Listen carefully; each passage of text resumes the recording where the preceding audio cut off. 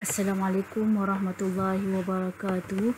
Bertemu lagi kita pada sesi pembelajaran yang pembelajaran seterusnya adalah berkaitan akidah Islamiah.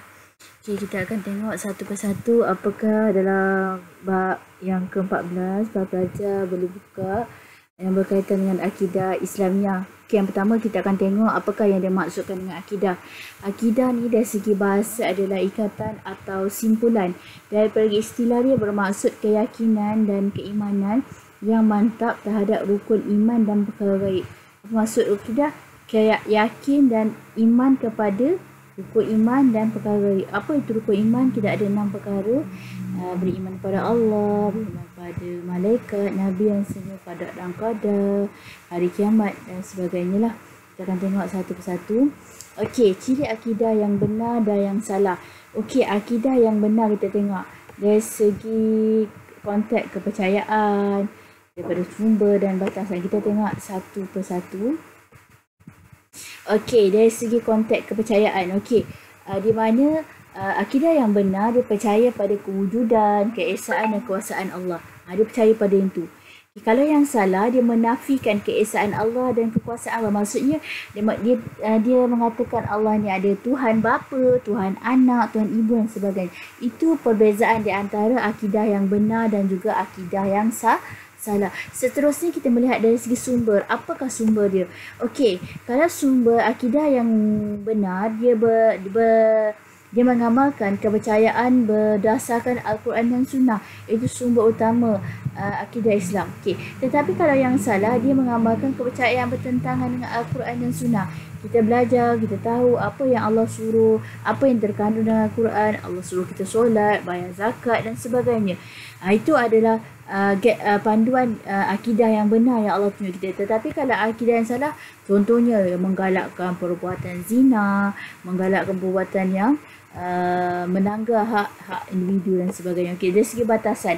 Okey, batasan dia akidah yang benar, dia mentauhidkan Allah. Apa maksud mentauhid? Tauhid ni berkataan daripada bahasa Arab wahidun. Wahidun maksudnya satu, kita mengesakan Allah. Kalau dari segi yang salah, dia mensyirikkan Allah. Apa maksud syirik? Syarakan ni berkongsi ataupun menduakan Allah Subhanahu Wa Taala.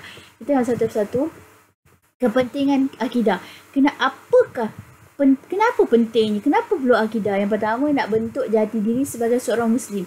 Bila kita ada akidah, kita ada kepercayaan, kita akan menjadi seorang, ada kepribadian sebagai seorang Muslim. Yang mana dia percaya setiap yang ada sesuatu ni adalah hak milik Allah SWT. Okey.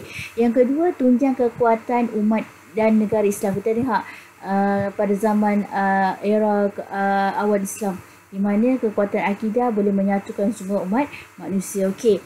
Yang ketiga, menjadi tujuan manusia diciptakan. Bila kita percaya pada Allah, kita baca dan menelusuri ayat Quran, kita percaya sesungguhnya manusia ni diciptakan untuk beribadah kepada Allah. Okey, yang keempat, benteng daripada khurafat dan syirik.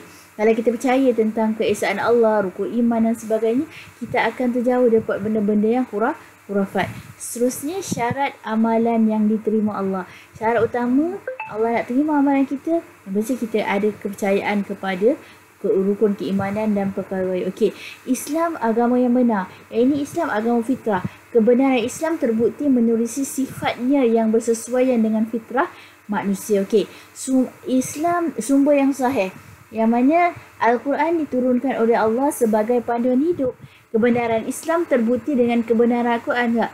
Yang mana terpelihara sehingga hari kiamat. Allah beritahu, inna nahnu nazzalna zikra wa inna lahu lahafizun. Sesungguhnya Allah turunkan Al-Quran dan Allah juga akan jaga. Jangan kita lihat martabat Islam yang tinggi. Islam agama yang tinggi datang dari zat yang maha tinggi. Yang datang daripada Allah SWT.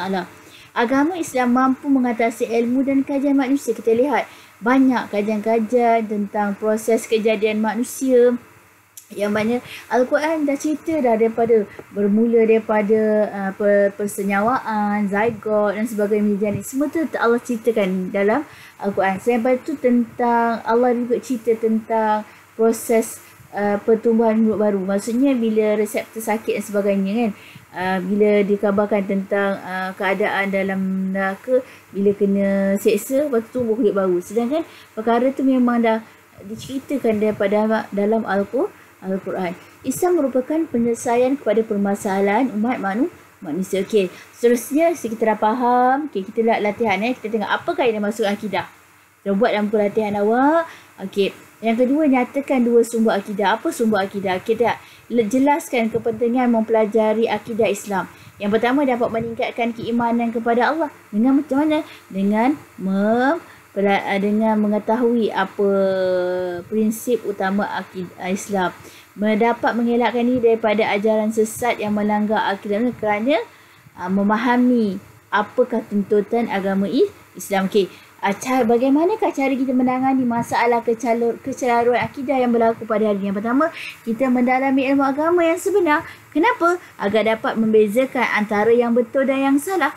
Okey, so bila kita dah dalam dapat beza, dia akan menjadikan kita tidak tersesat di dunia dan juga di akhirat.